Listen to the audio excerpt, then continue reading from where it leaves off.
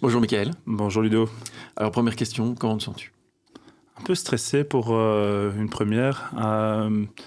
J'ai pas d'équivalent en tant que courtier d'assurance, d'autres confrères qui ont fait ce genre de choses, donc je suis heureux et à la fois excité de me lancer dans ce genre d'aventure avec toi. Allez, cool. Moi c'est la deuxième, donc on est tous les deux d'office dans l'exercice, donc on va tout de suite commencer. Hein. Parle-moi un petit peu de toi, est-ce que tu peux te décrire en quelques mots? Pour être très clair, je vais dire que j'ai eu deux vies. Une vie avant mes 16 ans où on a la vie d'un petit étudiant classique, on va à l'école tous les matins, on ne s'inquiète pas trop de la vie. Et je dirais qu'à partir de mes 16 ans, j'ai eu une sorte de révélation, c'est-à-dire que en quatrième secondaire, mes parents me poussaient à qu'est-ce que tu vas faire dans la vie, et je savais pas trop, et un petit peu comme dans Capitaine mon capitaine, je suis tombé sur un prof remplaçant qui donnait cours de philo, et ça a eu une sorte de révélation, c'était une sorte de dinguerie. À partir de là, je me suis dit, je sais ce que je vais faire des études de philo. J'ai repris les choses en main, j'ai changé d'école, je faisais 1 heure de bus le matin et le soir pour simplement avoir droit à 4 heures de philo. Mais c'était tellement excitant d'avoir ces 4 heures que j'étais prêt à tout donner pour ça. Puis les secondaires se sont terminés, un peu dans la douleur parce que je suis passé dans un niveau scolaire était autre, beaucoup plus compliqué, beaucoup plus relevé. Et après, la grande aventure de ma vie est arrivée. Je suis rentré à l'université en me disant, on va essayer, on verra. Puis une première année s'est passée en bossant sur le côté pour essayer finalement d'arriver à se dire, on verra si ça finit la première année, ce serait cool. La deuxième est passée, puis de fil en aiguille, ces études de philo sont passées. J'ai poursuivi encore en faisant autre chose sur le côté, en travaillant dans la sécurité.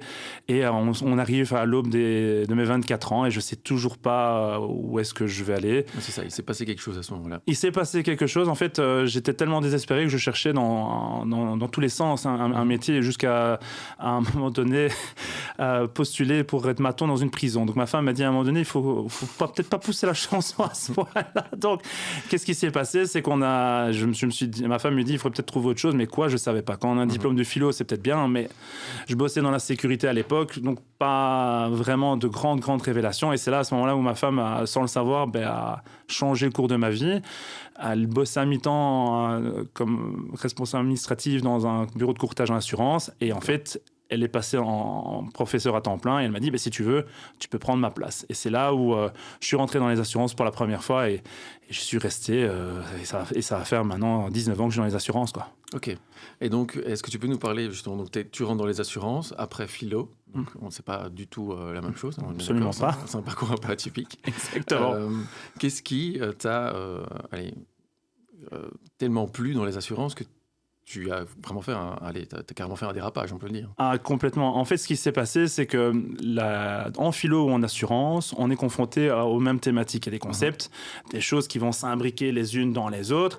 Et en fait, la difficulté, c'est d'arriver à bien comprendre ce qui se cache derrière. Une fois que tu as capté ce qu'il y avait derrière, en philo ou en assurance, le concept est le même. C'est expliquer la mécanique, comment les choses se mettent en place et arriver à rendre ce qui paraît compliqué de prime abord, de choses extrêmement simples en fait. D'accord. Et en fait, sans le savoir, je me suis pris au jeu de ce genre de mécanique et de fil en aiguille, j'ai commencé à étudier les conditions générales des compagnies d'assurance, à me dire qu'il y avait moyen de faire plusieurs approches pour les clients et le fait que le terrain de chasse est illimité parce que finalement les gens changent, le monde change et les lois changent. Et donc forcément, dans notre métier d'assureur, on doit suivre ces tendances et ce qui fait qu'il y a une énorme responsabilité mais aussi un énorme challenge au niveau intellectuel. Tout à fait.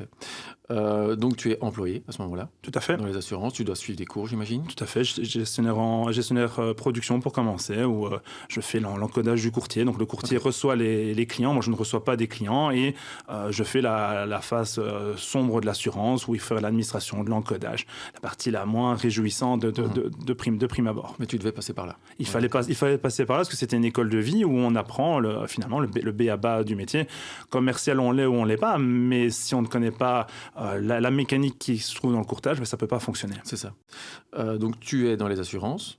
J'ai été un petit peu voir ton CV, évidemment. Donc, tu passes aussi à la banque à un moment donné. Tout à Est-ce fait. que c'est tout de suite après? Est-ce que tu passes dans plusieurs... En fait, j'ai bossé pendant quasiment un an dans un bureau de courtage à Uccle, où je pensais y rester très longtemps parce que je souffre d'un énorme problème, c'est que je suis un sentimental. Donc dès qu'il y a un truc qui me plaît, un truc qui m'éclate, je me dis je vais rester là.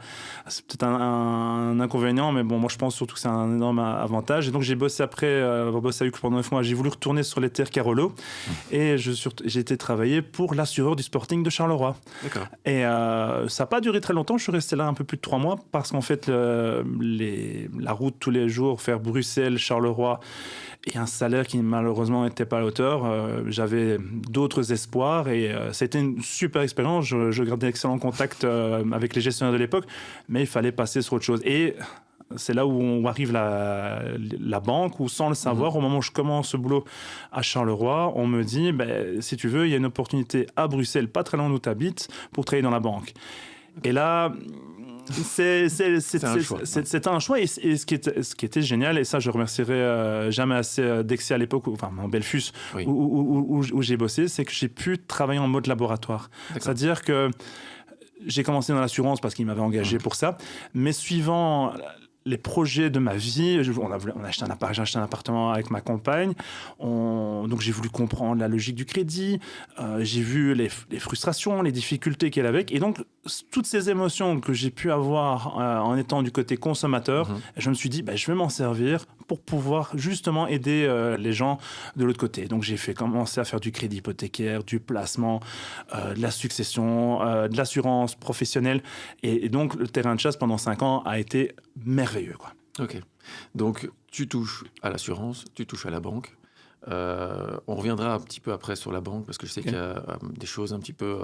il y a de la concurrence, en fait, clairement, entre le courtage et la banque. Et on en reparlera un petit peu plus tard. Ici, maintenant, donc, tu as touché à tout et on en arrive à la création d'une entreprise. Oui, mais avant d'arriver à la création de cette entreprise, je venais d'avoir 30 ans. J'ai quitté la banque... pas d'une la façon qui me plaisait le plus. C'est-à-dire que 2008, il y a la fameuse crise avec la bulle spéculative où on proposait des fonds un peu spéciaux que moi-même je ne maîtrisais pas. Et j'ai une énorme qualité, selon moi, c'est je ne peux pas vendre quelque chose si je n'y crois pas. Et surtout si je ne comprends pas ce qu'il y a derrière. Et donc, j'ai dit à mes patrons de l'époque, moi, je suis désolé, il y a des choses dans lesquelles je ne crois pas et je ne veux pas. Et on m'a dit, tu n'as pas à décider, tu as un employé, tu te plieras à nos règles. Et moi, je dis, non, je ne le ferai pas. Et donc, ça a amené des tensions en interne qui ont fait que le 14 décembre 2009, on a décidé que nos chemins ne se croiseraient plus. J'ai reçu un sympathique carton à l'américaine et on m'a dit « tu peux t'en aller, c'est au revoir ». Et sans le savoir, mes patrons de l'époque, que je remercie encore en passant, ont fait que j'ai basculé du monde de la banque, qui est un monde merveilleux, parce qu'en fait, intellectuellement parlant, on voit toutes les facettes de la vie du client et ça, c'est formidable pour moi. Je me suis concentré sur l'assurance. Et donc, j'ai été engagé par une grande compagnie d'assurance belge qui m'a un peu laissé faire ce que je voulais. Ils m'ont demandé, voilà, ils avaient des caractéristiques très propres à cette entreprise. Et ils m'ont dit, on voudrait que tu reprennes un portefeuille en gestion et on veut que tu le fasses accroître parce qu'on est dans une logique de business, donc on doit le faire. Et l'avantage, c'est que je pouvais à la fois avoir le confort d'un salarié tout en ayant les avantages d'un indépendant. Pas d'horaire fixe, travailler avec les clients avec lesquels j'avais envie de bosser. Donc, c'était génial. Mais au plus le temps passait, j'avais ce besoin irrévérencieux de dire ce sont mes clients, c'est mon bébé. Et mon épouse me disait tu ne peux jamais dire que c'est ton bébé, c'est ton entreprise. Parce qu'en fait, tu es un salarié, tu reçois des commissions, tu réussis bien chaque année tes concours de production, tu es derrière tes clients dans toutes les phases. Mais ce que je ne comprenais pas à l'époque, c'est que mes clients pensaient que j'étais un indépendant. Parce qu'en fait, ils me disaient, tu as une telle implication dans ce que tu fais, que pour nous, tu sais ce que tu fais, tu ne t'intéresses pas à la compagnie, tu t'intéresses à nous en tant que client. Et donc, pendant des mois, je me suis dit, il faudrait peut-être passer le pas, il faudrait peut-être le faire. Et sans y prêter garde, j'ai commencé à déraper. Un petit verre de trop de temps en temps. très agressif à la maison, et parce qu'en fait, c'était des frustrations qui étaient là, et je les voyais pas venir. Et mon épouse, plusieurs fois, m'a dit, mais lance-toi. Les gens ont confiance en toi. Les gens vont te suivre, vont avoir envie d'aller avec toi, de me faire confiance. Et un petit peu avant mes 40 ans, j'en ai 38 à ce moment-là, suite encore à une belle dispute avec mes patrons de l'époque, je décide de me reprendre en main. Et en fait, je rentre à la maison et là, je vais faire 2 révélations assez drôles à ma femme. Je vais lui dire la première chose, c'est que je sais que je vais d'une façon ou d'une autre ouvrir mon entreprise, mais il y a une autre chose que je suis sûr, je vais me mettre à la course à pied et je vais courir des marathons. Alors ma femme me dit à l'époque, elle me dit que tu ouvres une entreprise à un moment donné, je peux l'imaginer, mais là où il y a un truc où moi je pense que c'est absolument impossible, tu courras jamais des marathons. Et donc j'ai commencé, moi, je courais d'habitude le petit tour du parc, une fois, 2 fois, c'était assez mignon, mais j'ai commencé à prendre le pli, je me suis acheté cette montre, je me suis dit maintenant on y va, et puis c'était 1 fois, 2 fois, 3 fois, et derrière j'ai enquillé les marathons. Et c'était pas le sport en lui-même qui était important, c'est que ça crée un but, un vrai but. Et ce but m'a permis de me dire je suis capable de faire des choses, je suis capable de me prendre en main. Et en fait, cette course à pied m'a permis d'être plus apaisé, plus centré sur ce qui était vraiment important, et arrêter de me plaindre pour des problèmes structurels, problèmes organisationnels. Parce qu'en fait, si notre métier en tant qu'agent d'assurance, ou maintenant que je suis courtier d'assurance, c'est de se préoccuper des clients, si le système était parfait, mon job n'aurait pas de sens. Et donc, la machine, par l'intelligence artificielle, ce genre de choses, fonctionnerait. Donc moi, je suis là pour enlever les grains de sable et que la mécanique puisse fonctionner.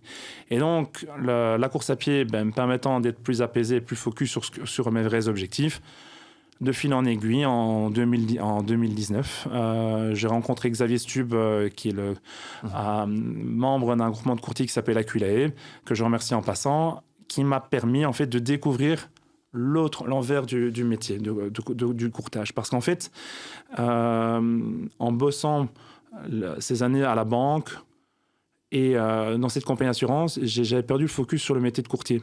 Pour moi, les courtiers, c'était des personnes qui ne se préoccupaient que de leur petit intérêt, rouler dans un gros SUV et partir 5 fois par an en vacances en disant à chaque fois, finalement, je ne suis parti que là-bas, ou je n'ai fait que ça.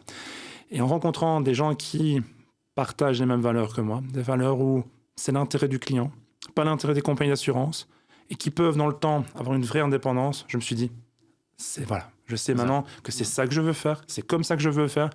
Et après, qu'est-ce qui s'est passé? J'ai été voir en mai 2019 mes employeurs, et j'aurais dit, pour telle ou telle raison, je ne peux plus rester avec vous. Non pas qu'ils ne respectaient pas mes valeurs, c'est que tout simplement, j'étais pas fait. Je m'y retrouvais pas, et j'étais pas fait pour ça, parce que j'étais plus animé en fait. Je me levais le matin, j'allais faire mes heures, je ramenais les contrats, les affaires, mais le feu était éteint. C'était dans une routine. Une routine. Il y a aussi de la facilité. J'étais en roue libre. Je sentais bien financièrement, j'avais atteint une certaine forme de confort, mais je m'y retrouvais pas par rapport à ce que je faisais et par rapport aux possibilités qu'il y avait là-dedans. Et c'est comme ça que on arrive à trouver un terrain d'entente, je quitte mes employeurs, et là, la grande aventure de 4 trèfles arrive, quoi. D'accord. Et là, évidemment, il y a plusieurs choses. C'est que moi, je connais un petit peu le monde du courtage, tu le sais, j'ai quand même aussi travaillé pendant plusieurs années dedans. Quand tu commences seul, qu'est-ce qui passe dans ta tête? Parce que tu n'as rien, en fait. Tu as un portefeuille d'assurance que tu peux récupérer à ce moment-là? Non, ou tu pars vraiment de zéro? Je pars de zéro. Je ne veux pas partir avec une clientèle que j'ai construite par mes anciennes vies. Je veux aller sur un nouveau terrain de chasse où je vais imprimer ma patte à moi. Et en fait, cette patte à moi, c'est ce qui me frustrait, c'est que ça soit dans la banque ou dans la compagnie d'assurance où j'ai travaillé, le choix était binaire. C'était bon, ça correspondait aux clients, ou c'était pas bon. Donc, soit il rentrait dans ce moule avec des petits avantages, des petits accessoire, mais en soi, je ne pouvais pas changer. Ça, tu n'avais pas la personnalisation. Non, la dynamique restait ce qu'elle était, et ça, c'était extrêmement frustrant pour moi. Et donc, je me suis dit, si je passe en tant que courtier, j'aurai cette liberté et cette largesse pour pouvoir proposer le meilleur dans les meilleures conditions qui soient. Et c'est comme ça que le groupement Aculae m'a permis ça, c'est de se dire, j'aurai accès à tous les fournisseurs du courtage aux meilleures conditions en travaillant dans l'intérêt du client. Alors, je sais que pas mal de mes confrères m'ont dit, oui, tu dis la même popote que nous, mais pour anecdote, j'ai déjà été invité dans les super events à Spa-Francorchamps, dans des voyages où j'étais même pas au courant que j'avais ces droits à ces voyages. Parce que tout simplement, les compagnies m'ont dit, on s'est rendu compte que tu avais fait telle production. Oui, par un concours de circonstances, ça a fait que mon bateau était plus à droite ou était plus à gauche. Mais quand un client a droit à recevoir, donc, parce qu'il répond à un ensemble de critères, ces conditions-là, il reçoit ces conditions-là, point à la ligne. Et je ne vais pas commencer à me dire, si je vais à la gauche, je pourrais avoir cet avantage-là. Comme dans la longueur, ça n'a aucun intérêt. Et comme je dis souvent à mes enfants, papa, il ne changera jamais de trottoir. Il y a des métiers où certaines personnes, ils savent très bien qu'ils sont grillés. Et moi, dans le temps, j'ai construit une image, j'ai construit des valeurs. Où au départ, on m'a peut-être snobé en me disant, ouais, parle maintenant, on verra plus tard. Moi, je vois que 5 ans après, je reste ça marche, et j'ai resté fidèle à ça. C'est ça.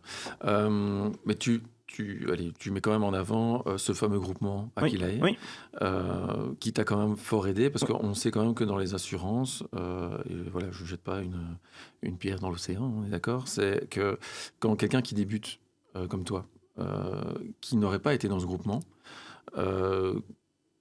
comment tu aurais fait en fait? Parce qu'on sait que les compagnies d'assurance vont donner des avantages à certaines personnes certains courtiers qui vont travailler avec eux essentiellement, alors que derrière, on prône évidemment l'indépendance du courtier. Ces avantages sont pécuniers et très avantageux pour la personne qui travaille avec eux. Ça voudrait dire qu'on est cloisonné en fait dans une ou deux compagnies. Ici, Aculae t'a aidé à sortir de là, en fait. Oui, avec la particularité que tu disais qu'on est cloisonné à certains fournisseurs, mais la réalité va plus loin. C'est que si on n'atteint pas certains gaps de temps d'affaires, on n'obtient pas les réductions. Donc, ce qui veut dire que pour pouvoir obtenir des réductions et pour pouvoir offrir le meilleur au client, je devrais travailler à l'envers. Je devrais savoir que je n'ai pas ces marges-là, pourtant le client le mériterait. Et s'il va chez un de mes confrères qui a ce portefeuille suffisamment épais pour pouvoir avoir droit, il y aura droit, et moi pas. Et ça, pour moi, c'est ingérable. Et donc, la réalité, c'est que si Aculae n'existait pas, je ne suis pas convaincu que je me serais lancé, parce que j'aurais eu trop peur j'aurais finalement retrouvé dans la même stratégie qu'avant, c'est-à-dire qu'on fait croire, on fait miroiter que j'ai cette largesse de possibilités, parce que j'aurais remis plusieurs devis, parce que la loi nous impose de remettre 3 devis dans chaque offre, dans chaque demande d'assurance qu'on a, mais dans la réalité, je savais très bien que les propositions étaient tellement tordues, où on allait se retrouver avec des gaps de 1 pour 2 ou 1 pour 3, ce qui est quand même assez hallucinant, et c'était la réalité. Et c'est pour ça que au lieu d'être dépendant de mes fournisseurs, c'est mes fournisseurs qui sont dépendants de moi. C'est extrêmement choquant, ça a un coût chaque année, mais moi je sais que en faisant ça, j'achète ma liberté. Et derrière, certains fournisseurs, et je ne vais pas les citer, m'ont fait des remarques en me disant « tu n'envoies pas assez d'affaires, tu ne fais pas suffisamment ce que tu fais ». Et moi, ces genres d'infos, mes clients sont les premiers avertis. Pour info, quand les clients viennent chez moi, on discute des devis, les clients voient les réductions qu'ils ont droit. Les clients savent que je dois gagner ma vie. Parce que c'est total transparence. Si un client doit recevoir du moins 40, il reçoit du moins 40. Je ne me dirais pas, je vais m'arrêter à moins 30 parce que la personne n'est pas assez ouverte, n'a pas assez de compétences pour comprendre où va le marché. Moi, je ne pourrais pas me regarder dans une glace en me disant que j'ai arnaqué quelqu'un. C'est impossible pour moi. Ce sont de belles valeurs, en tout cas, qui j'espère sont partagées dans le métier, et de plus en plus, en tout cas. On va revenir à toi. Oui. 4 trèfles. Alors, 4 trèfles, explique. Bon, la majorité de mes confrères ne se prennent pas la tête, et je leur en veux pas, mais j'ai toujours été quelqu'un qui avait envie de pousser la folie et ma douce folie très loin. Je me suis dit, bureau d'assurance Focan, ça sera bien pour l'appellation générique, mais dans la réalité, je voudrais quand même qu'on raconte la vraie histoire. Et la vraie histoire, c'est qu'on a créé ça, 4 trèfles. Et c'est en fait en allant courir, vu que j'ai commencé à courir avant de créer l'entreprise, et plusieurs fois je me suis dit, il faut que je trouve un truc, je trouve un T'as souvent machin. des idées quand tu cours. Oui, c'est la foire aux idées, en fait, assez régulièrement. Et en fait, je me suis dit, il faut que je trouve quelque chose, un truc rigolo, un truc sympa. Et en fait, à un moment donné, je me dis, mais en fait, on va jouer sur un jeu de mots, un peu comme le ferait Philippe Gueluc. Et je me suis dit, ouais, le F, il y a peut-être un truc à faire. Et puis, je me suis dit, peut-être, parce que quand je vois mes confrères courtiers, c'est une affaire de famille, je me suis dit, peut-être qu'un jour, les enfants auront envie de venir avec papa faire la chose. Et je me suis dit, on va essayer de trouver un truc avec ça. Et donc, j'ai 3 enfants, 3 F, et on va rajouter moi, le 4e F, et donc 4 F est né, avec un petit S à la fin pour mon épouse qui s'appelle Sylvie. Ah, magnifique. Donc voilà. Cette petite histoire, ça. Oui, Oui, il y a à partir de là, la grande aventure s'est lancée, et l'excitation a été tellement dingue, et ça, je dois encore remercier mon épouse pour ça, c'est que quand j'ai commencé, donc on veut qu'on repart de zéro, on repart avec des armoires vides, on repart avec se dire, ouais, je suis motivé. Mais j'étais pas conscient quand même en ouvrant en juillet 2019 de la difficulté que j'allais rencontrer. Il y avait l'avantage au niveau organisationnel que les compagnies d'assurance allaient se bousculer pour venir chez moi, vu que je faisais partie du groupement. Et ils avaient intérêt à travailler avec moi. Mais là où ça a été assez difficile, c'était de se dire, il faut que les affaires rentrent. Oui, c'est ça. Et là, on se dit, dans mon business plan, j'avais 6 mois pour me dire, dans 6 mois, si ça rentre pas, c'est foutu. Et donc, après 1 mois, on se dit, bon, ça va. 2e mois, compliqué. Et puis, à un moment donné, il y a la tentation de retomber dans les travers en disant, je peux rentrer les affaires facilement, on va pas trop s'inquiéter. Et mon épouse me dit, tu t'imagines que tu as pris autant d'années, tu as mis autant d'énergie pour finalement refaire tout ce que tu as critiqué dans le passé. Oui. Tout ce que tu remettais en cause, tu repars là-dedans. Et donc, j'ai retroussé mes manches et j'ai commencé à analyser les choses. Et je l'ai senti à l'approche client. Les clients ont senti, que j'étais heureux, que j'étais content de ce que je faisais et que finalement, ils pensaient que ce que je faisais hier, c'était ce que je fais maintenant. Et en fait, c'est là où j'ai eu quelques clients qui m'ont fait confidences en me disant on a toujours cru que vous étiez indépendant. On n'avait pas imaginé que vous étiez salarié parce que justement, je me préoccupais des clients.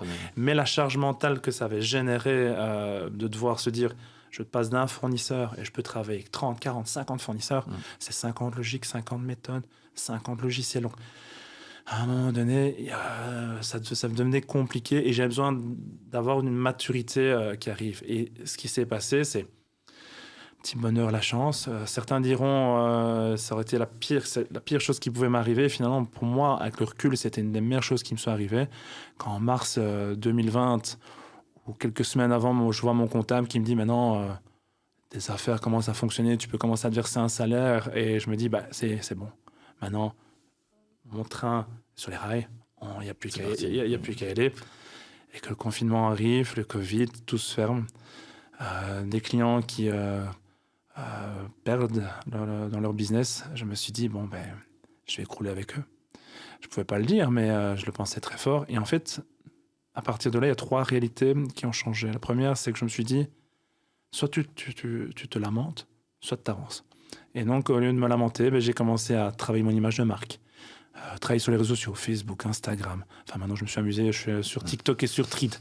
Comme quoi, on y va à fond. Mais je me suis dit, si on ne travaille pas l'image de marque, si on ne montre pas pourquoi on doit passer par moi, je ne vois pas pourquoi je devrais continuer comme ça. Et la deuxième chose que j'ai fait, et ça peut paraître encore un peu dingue, c'est que j'ai commencé à me préoccuper des clients indépendamment de mon entreprise. Je m'explique. Donc, il faut savoir que pour tout ce qui est assurance professionnelle, les RC, exploitation, accident de travail, les clients payent des provisions. Donc, finalement, qu'un client paye 10 € par trimestre ou 1 million d'euros, c'est kiff bourricot, ils ont une garantie. Sauf qu'en fin d'année, on va faire une régulation un petit peu comme les cotisations sociales sur base de la réalité. Et donc, moi, j'ai pris mon bateau de pèlerin et j'ai été voir toutes les compagnies d'assurance et je leur ai dit, vous allez faire pour tous mes clients qui sont des indépendants ou qui ont une entreprise, les provisions, on va les mettre à 0. Et on m'a dit, mais non, on ne va pas faire ça. Et je sais pourquoi. On veut recevoir ses primes. Oui, mais on ne va pas tirer sur quelqu'un qui est à terre. On doit faire quelque chose. Et les compagnies l'ont fait en me disant, mais vous ne vous rendez pas compte, monsieur Faucon, vous n'allez pas gagner d'argent. Je dis, la question n'est plus de gagner ou pas gagner de l'argent. Soit, De faire survivre là. soit je les accompagne dans leur descente, soit je leur dis, tu vas payer, et sinon c'est fini. Ben non, je les ai accompagnés. J'ai appelé client par client pour leur annoncer les bonnes nouvelles. Et mon épouse me dit, mais t'annonces aux gens que tu vas pas être payé. Oui. Et ben, des années après, maintenant, j'ai encore des clients qui m'en reparlent en me disant, ce que tu as fait à ce moment-là, toi, tu mettais en péril ma propre entreprise. Tu étais un vrai indépendant. Tu nous as suivis dans la descente, mais maintenant, dans la montée, quand un concurrent vient nous voir en disant, on ne pourrait pas rediscuter, on ne discutera plus jamais. Parce que tout simplement, ils ont vu que dans les bons et surtout dans les mauvais moments, j'étais là pour les aider. Tu as créé une vraie relation, un vrai parcours client en fait. Oui, tu peux peut-être nous parler de ça aussi. Si maintenant, demain, je viens chez toi, tu ne me connais pas, j'ai entendu parler de toi, les réseaux sociaux, etc. Comment tu m'approches? Alors, comment tu... ça va paraître très drôle. En fait, en général, les clients, enfin, tout dépend du profil. Si c'est monsieur et madame tout le monde sans être méprisant, la seule chose, je vais commencer à expliquer qui je suis. Donc, expliquer ce qu'on vient de dire maintenant, que je suis quelqu'un d'intransigeant au niveau des valeurs, que je travaillerai toujours dans leur intérêt. Et puis, en général, les gens, s'ils ne me connaissent pas, vont me dire, oui, t'es bien gentil, mon grand, mais tout commercial qui se respecte va venir dire la même chose. Et donc, à ce moment-là, il y a une anecdote assez croustillante que j'aime bien raconter. Quand ma fille avait 4 ans, elle me dit, papa, c'est quoi courtier assurance? Bon, à l'époque, j'étais agent d'assurance, mais bon, on n'avait pas commencé à rentrer dans les subtilités. Et quand on est face à un enfant de 4 ans, on se dit, qu'est-ce que je vais lui raconter? Et en fait, je la vois jouer avec sa dinette. Il était 6h du matin. Je bois mon café et je dis, mais en fait, ma chérie, tu sais quoi? Le métier de courtier assurance, c'est comme ta dinette. Tu as tes petites casseroles, tes petits fruits, tes petits légumes. Tu as ton petit chariot. Et tu composes ça comme tu as envie. Et ben papa, il fait ça. Il explique ce qu'il y a dans sa petite dinette. J'explique les différentes possibilités. Et les gens, ils prennent leur chariot et ils mettent dedans. Et puis, elle me dit, en gros, papa, ton métier, c'est super facile. Et je dis, bah ouais, le métier de papa, c'est super facile. Donc, comme je le faisais en expliquant la philosophie dans mes cours à d'autres, en arrivant à déconstruire les choses simplement, en assurance, je fais pareil. Je ne supporte pas la phrase du client qui dit, faites pour un mieux comme si vous étiez à ma place. Eh ben, je ne peux pas être à la place des gens. Je ne peux pas décider de dire aux gens il faut aller plutôt à gauche, il faut aller plutôt à droite. Ma sensibilité à moi n'est pas la sensibilité des autres. Et donc, forcément, à un moment donné, les gens doivent prendre des décisions. Et je leur dis voilà, je peux vous donner toutes les possibilités, je peux vous donner toutes les options, mais à la fin, c'est vous qui payez, c'est pas moi. Et la seule chose, c'est que moi, je vous garantis avant d'avoir tout ce qu'il faut. Et après, dans le service après-vente, quand il y aura un sinistre, un problème, je suis là. Avec l'honnêteté et avec la transparence, parce que, évidemment, il y a de la casse. Évidemment, je me trompe, mais je ne rejette pas la faute à la poste, à l'informatique, à un gestionnaire. Je prends les choses en disant oui, je me suis trompé sur tel aspect, on va corriger. Et c'est là le principe est l'honnêteté. Et en fait, pour les particuliers, c'est ce que j'explique toujours. La relation que je vais avoir avec vous, c'est la même relation que j'aurai avec un ami, avec mes enfants, avec ma femme. On dit les choses vraies, on dit les choses qui ne vont pas forcément plaire tout le temps, mais je pense que quand on travaille de manière honnête, par rapport à soi, on est plus en phase, et vis-à-vis des autres, ça crée un climat de confiance où je veux qu'il y ait quand même une distance, mais que les clients sachent en quoi ils s'engagent. Et c'est comme ça que certains clients me disent vous êtes quand même tordu sur votre façon de faire. C'est vous qui estimez ça. Et en général, quand les clients, je sens que ça devient compliqué à ce moment-là, je leur dis, vous savez quoi, on n'est pas fait pour travailler ensemble. Et ils me disent, ouais, vous ne vous rendez pas compte, vous ne savez pas ce que vous perdez. Non, je sais ce que je gagne. Si vous n'êtes pas en phase avec ça, on ne peut pas travailler ensemble, on n'a aucun intérêt. Et c'est ce que j'appelle moi l'expérience client, c'est se dire, on doit arriver à comprendre dans quoi on s'engage. Et si tu arrives à ça, le client dit, et je le vois sur mes posts sur Facebook ou sur Google, les gens me disent waouh, on a enfin compris ce qu'on signait. Mais moi, quand je vois un truc, à la fois ça me réconforte par rapport à ce que moi je fais, mais ça m'effraie parce que ça veut dire qu'il y a des confrères, et je ne vais pas lâcher la pierre, qui, sous prétexte que c'est peut-être pas assez rentable, un petit client, soi-disant petit client, mais si tu veux pas de ce petit client, tu le prends pas. Mais tu commences pas à arnaquer les gens ou faire des faux semblants en disant oh, vous êtes dans le top alors que c'est pas le cas. Ça, c'est pour gérer le particulier monsieur et madame tout le monde. Mais donc, tu vas vraiment sur la simplicité des explications, tu vas droit au but et tu leur présentes toutes les possibilités. Et avec un discours et une terminologie ultra simple. Et j'ai un exemple que j'aime bien. Par exemple, quand un client me dit « je voudrais assurer mon habitation », moi je leur dis qu'ils vont avoir 3 Lego. Je ne les prends pas physiquement, mais il y a certains clients où on doit carrément y aller. Bon. Et je leur dis, voilà, le socle de base, c'est votre garantie base, bâtiment, sur base des questions que je vais vous poser. Au-dessus, on va mettre un deuxième Lego qui est votre contenu. Est-ce que vous couvrez vos affaires personnelles, etc. Troisième Lego, c'est votre assurance vol. On ne peut pas avoir de vol sans avoir le Lego du contenu. Et aussi con que ça puisse être, les gens disent, ah oui, c'est que ça. Ben oui, prenez 1 plus 2, 1, 2, 3, avec des options qu'on peut encore prendre sur le côté. Ah ben, ok, je réfléchis. Et encore une fois, on a déconstruit, on a rendu ce qui paraissait très compliqué, j'aurais pu prendre une terminologie de fou, ça n'a aucun sens. Rend l'expérience client vraie, implique les gens, explique-le dans quoi ils s'engagent, et à partir de là, on dit aux gens, voilà, dans l'état actuel, on peut envisager que ça, et si votre vie évolue sur différents éléments de vie, vous appelez Bibi, et Bibi va être là pour vous aider derrière. En fait, oui, tu les suis tout au long de leur vie, quelque part. Donc, exactement. C'est la première location, le mariage, le premier achat, etc. Les divorces, les divorces, successions. À chaque changement, en fait. Dans oui, et en fait, et c'est là où qui rend le job de courtier excitant, c'est que le challenge est permanent, en fait. C'est vraiment des relations à long terme. Ah oui, et on a un impact sur la vie des gens que certains n'imaginent pas. Et ça crée une charge mentale assez dingue, mais c'est ce qui rend pour moi le job intéressant. Et le job évolue tout le temps, les lois évoluent, donc ce qui veut dire qu'un courtier qui vit sur ses acquis, c'est tout simplement pas possible, parce que le métier est évolutif aussi. Exactement. Et donc ici, tu parles aussi beaucoup de ta famille, je trouve. Oui. On voit que c'est très important pour toi. Ton métier aussi, très important. Comment tu allies un petit peu les deux ? Parce que j'imagine que tu parlais de la charge mentale et de ton travail quand même énorme, j'ai l'impression en tout cas. Et tu as quand même une vie de famille, tu as plusieurs enfants. Comment est-ce que tu arrives à allier les deux sans que... Alors, au début, c'était terriblement rock'n'roll. Je voulais être partout en même temps. Et quand tu veux être partout tout le temps, t'es partout. Enfin, t'es nulle part. Donc ça n'a aucun sens. Et en fait, aussi paradoxal que ça puisse être, au départ, j'ai voulu cacher une partie de ma vérité aux clients. Par exemple, moi, j'aime bien aller chercher les gamins à 3 heures. J'aime bien participer aux devoirs. Et c'est surtout normal parce qu'en fait, ma femme qui est prof aussi, elle a aussi des journées de dingue. Donc, sous prétexte que j'ai une charge mentale élevée, on a voulu des enfants ensemble, on les assume ensemble et j'ai surtout envie de les voir grandir ensemble. Et le problème, c'est quand tu fais les devoirs des gamins et qu'en même temps, tu as un patron d'entreprise qui t'appelle et qui te dit on en est où dans le dossier, etc. Et que tu prends le coup de fil, puis ton gamin il est en train de faire ses devoirs, c'est assez compliqué. Et encore une fois, tu es à la fois présent, mais en fait, tu n'es pas là. En fait, pour le client. Exactement, tu frustres tout le monde. Et donc, je suis arrivé à ce stade de maturité à dire au client, vous savez quoi ? Entre 15h30 et 17h30, si vous m'appelez et que vous voyez que je ne réponds pas, me laissez un message, un SMS, un WhatsApp. Et si je vois que c'est vraiment urgent, je vous rappellerai. Sinon, 2 heures après, vous aurez l'info. Parce que je trouve ça insupportable de devoir patienter pour moi. Et donc, ce que je ne veux pas pour moi, je ne vais pas faire la même chose pour les autres. Okay.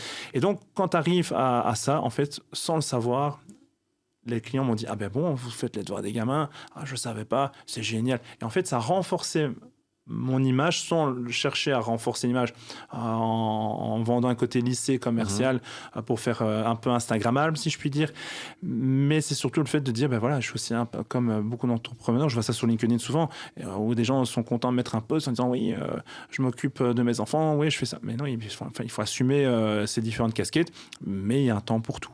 Et je suis arrivé à pousser la chansonnette encore plus loin. Comme je disais tout à l'heure, j'adore aller courir. Le matin, les clients savent qu'entre 8h30 et 10h, je vais courir. Et les clients me disent, ouais, enfin, vous allez travailler pas à ce moment. Ben, si vous voulez, vous m'appelez. Au téléphone, je répondrai. Je ferai tout ce que je peux par téléphone. Mais si tu veux tenir dans la longueur, enfin, toi aussi qui es entrepreneur, Ludo, je pense que tu vas partager cette idée. Si tu n'es pas bien dans ta tête, tu ne sais pas bien dans tes baskets, donc avec les clients, ça ne va pas bien se passer sur la longueur. On est bien d'accord. Et on a tellement de travail. Et donc, si tu te lèves pas le matin en disant j'ai trop envie de défoncer cette journée, j'ai envie d'aller au max, bah, il faut d'abord être bien soi-même. Mais c'est un équilibre qui est extrêmement compliqué à gérer. Je suis tout à fait d'accord avec toi, en effet. Tu as parlé d'Instagrammable. Je sais que tu es très présent sur les réseaux sociaux. Oui. Tu es un peu un ovni, il faut le dire. En tout cas, au niveau du courtage, il n'y a que toi qui fais ça. On est bien d'accord. Comment ça t'est venu, peut-être, et qu'est-ce que ça t'apporte ? Au départ... c'était que Facebook pour mettre les petits logos, les petites news. Et en fait, je me suis rendu compte avec le temps qu'au plus je racontais ma vraie vie, au plus j'étais raccord avec moi-même, au plus les gens me disent « Ah ben c'est bien ». J'ai une anecdote d'ailleurs là-dessus. L'été passé, mon épouse pour mon anniversaire me dit « ça se met bien, les enfants vont au camp scout, on peut partir 3 jours à Paris ». Et donc, moi qui suis un grand fan de Paris. Alors j'avais 2 options, soit de mentir ou ne rien dire au client en disant ouais, c'est les vacances, le courtier est moins disponible. Moi, j'ai fait l'excès inverse. J'ai pris une photo avec ma femme devant la tour Eiffel où je leur dis voilà, pendant 3 jours, le bureau est fermé parce que ma femme m'offre un super cadeau pour mon anniversaire. Alors, certains confrères vont me dire mais il est complètement fou, il se tire une balle dans le pied. Enfin, c'est tout le contraire. J'ai reçu des messages, et pas un, des dizaines de messages. On me dit waouh, t'as l'honnêteté de dire que t'es là, quoi. T'es là pour nous, mais t'es là aussi pour les choses qui comptent pour toi. Parce que quand je vois dans le métier de la finance le nombre de divorces, le nombre d'excès en tout genre, j'essaye. C'est pas toujours facile, c'est pas toujours parfait, mais j'ai l'honnêteté de dire voilà, pendant 3 jours je suis parti. Et donc les gens, ça crée un petit sujet de discussion en plus, mais ce qui est surtout génial derrière, c'est que les gens se disent voilà, il est entier et intègre. C'est un être humain en fait. Exactement. C'est vrai que le courtier en soi a une image un peu, on l'imagine derrière son bureau, un peu austère, avec plein de papiers partout, des conditions générales, un jargon très spécifique.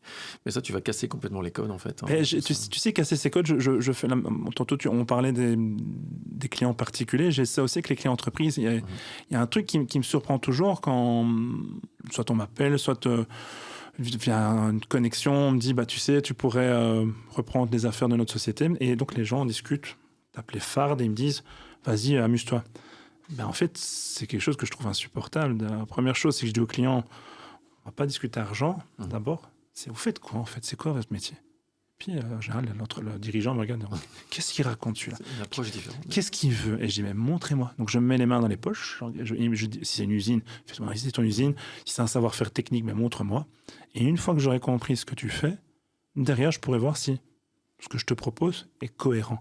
Et en fait, ce que je dis là paraît dingue, mais en fait, c'est le b.a.-ba. C'est comment tu peux confier une partie aussi importante et aussi vitale de ton entreprise sans comprendre le business. Ouais, c'est ça. Et en fait, une fois que tu as compris le business, on refait comme pour le panier de la ménagère de tout à l'heure. Je reprends ma petite dinette, ma petite dinette prend une autre forme, et on reprend, on remonte ce qu'il y a dans le supermarché. Et dans mon supermarché d'assurance, les gens vont prendre ce qu'ils ont besoin.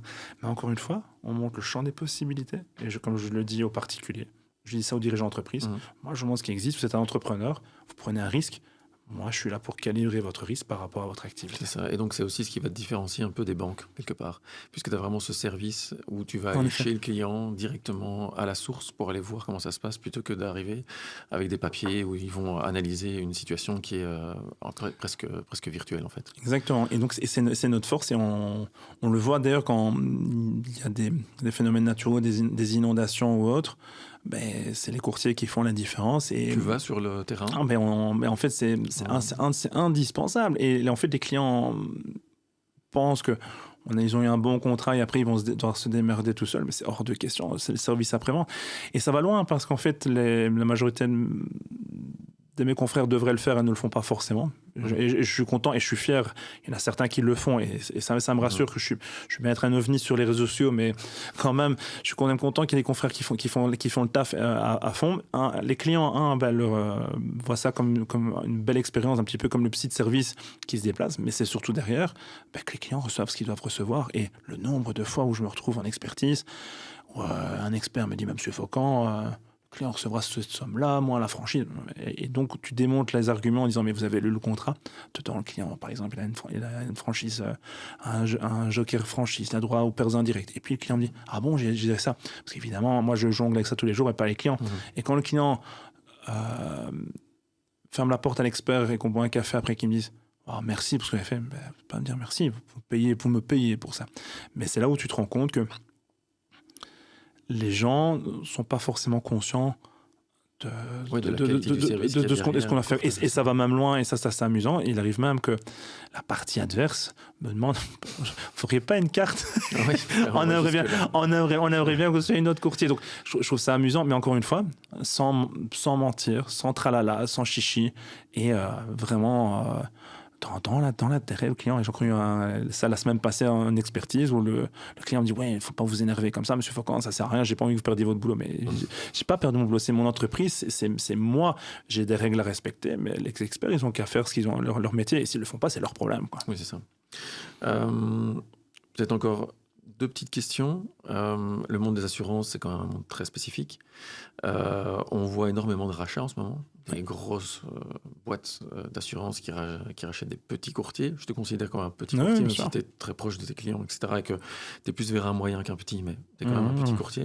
Est-ce que cette mouvance te fait peur actuellement ? Ou c'est quelque chose qui va se tasser Est-ce que le petit courtier est amené à rester, en fait ? C'est ça la question, quelque part.